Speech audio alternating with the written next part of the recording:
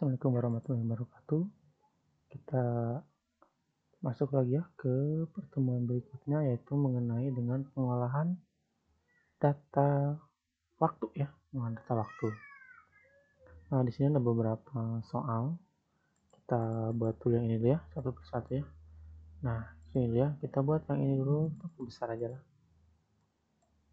Nah, di sini ada data tahun, bulan, tanggal. Nah, bagaimana kita akan mengambil, ini tanggal lahir ya, 3 bulan 12 tahun 95. Nah, kemudian kita akan mengambil tahunnya saja, ini bulan saja, tanggalnya saja. Nanti dari 3 ini digabung lagi. Ya. Nah, yang pertama ini pastikan dulu ini formatnya adalah date ya. Ini pastikan formatnya ini date ya, pastikan dulu date.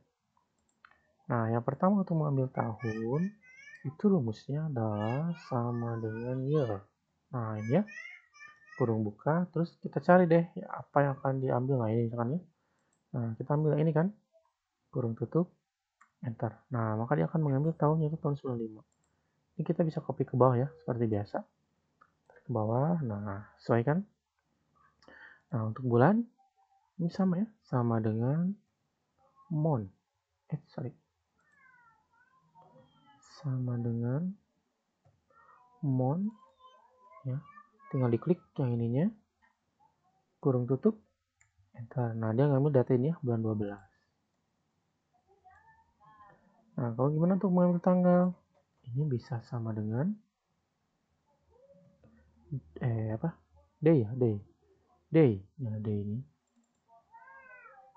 masukin tanggal itu ya, kurung tutup, enter. Nah, sesuai kan, copy ke bawah. Nah, sekarang sudah sesuai ya, kita mengambil tahun, bulan, dan tanggalnya saja ya. Jadi kalau kita mau mengambil tahun berapa, bulan tanggal berapa, nanti di sini. Nah, bagaimana sekarang kalau misalkan ada data ini ya, ada ini kemudian ingin digabungkan.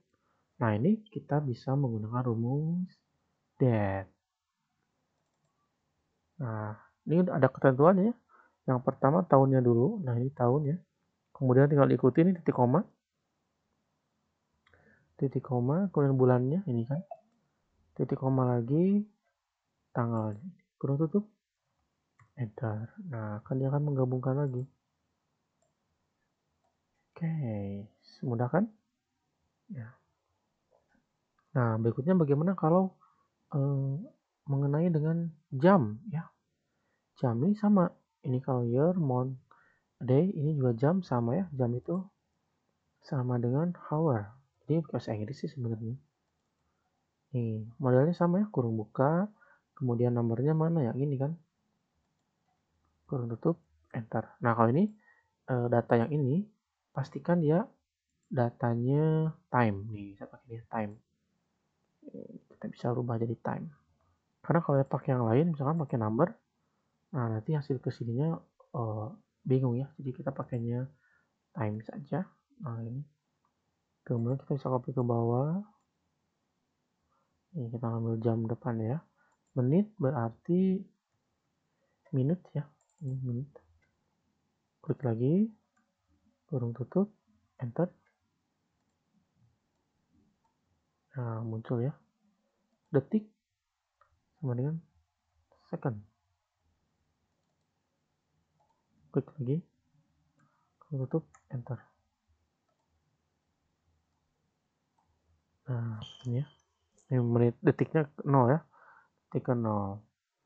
Nah, kemudian gimana kalau misalkan digabung lagi sama dengan time. Nah, ini ya, jam dulu ya. Dia suruhnya jam dulu yang ini, titik koma, kemudian menit, titik koma, detiknya.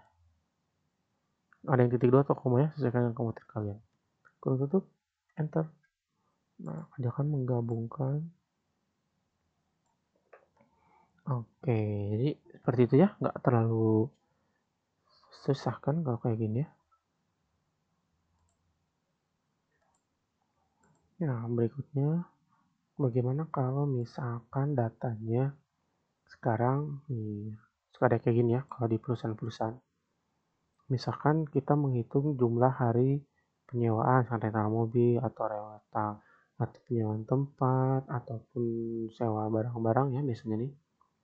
Nah, misalkan seperti ini ya, ada tanggal, ini pastikan date ya. Kalau biaya sewa ini kita pakai ini aja ya. Sama. Nah, ini biaya sewa segini 100.000 misalkan. Nah, bagaimana cara menghitungnya? Ini semua tinggal dikurang aja. Sama dengan tanggal kembali dikurangi tanggal sewa. Nah, ini kita tahu ya 9 hari. Nah, yang bawahnya ini loncat bulan ya. Kita lihat loncat bulan. Ini kan copy ke bawah. Nah, loncat bulan pun dia tahu nih 27 hari. Kemudian ini ya 44 hari. Nah, ini udah loncatnya tanggal 3, tanggal 4, bulan 4 ya. Bulan 3, bulan 4. Dia tetap bisa menghitung. Kemudian ini biaya per harinya misalkan ya. Kita totalnya tinggal dikalikan ya. Sama dengan jumlah hari dikali biaya sewa kan. Nah, ini ada biayanya sekarang udah muncul. Nah, yang kita pakai rupiah ya. Kalau mau ya pakai currency. Nah, kalau misalkan currency-nya kita pakai akunting deh, biar lebih rapi kayaknya. Nah, akunting. Nah, akunting aja lah. Kalau misalkan tidak ada, silahkan kalian cari di more number format. Saya kemudian cari di bagian accounting, simbolnya cari RP ke bawah sini. Pasti ada lah ya. Pasti ada RP di bagian huruf. Nah, ini pasti ada di bagian R. Nah, silahkan. Kemudian, nah bagaimana kalau perhitungan jam? Jam juga sama ya, pastikan ininya dulu rubah jadi time. Ininya kita rubah seperti ini aja ya. Jumlah jam sewa berarti kan sama dengan jumlah jam kembali dikurangi jam sewa. Ya, enter. Oke. Kemudian kita buat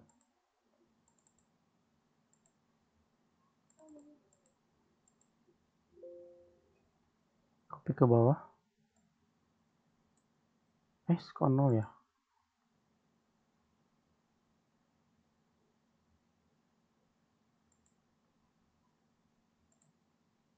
Oke, kurang jam sewa. Ntar, ini salah nih. Nah, ini jumlah jam sewanya.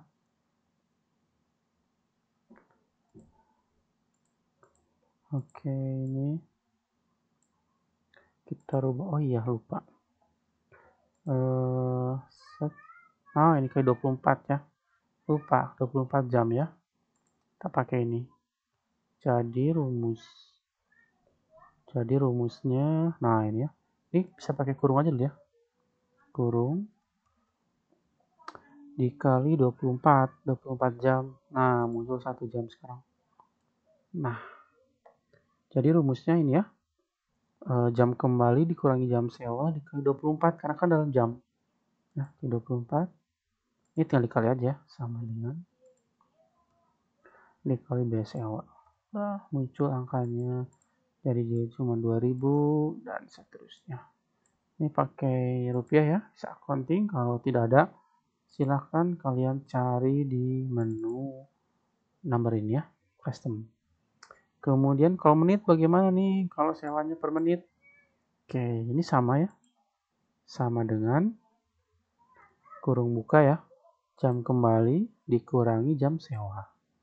Kemudian pertama dikali 24, karena kan jam ya.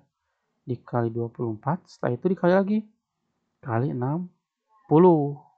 Ya, kakak per jam ke 60. Nah, jadi 85 menit. Tinggal copy ke bawah ya.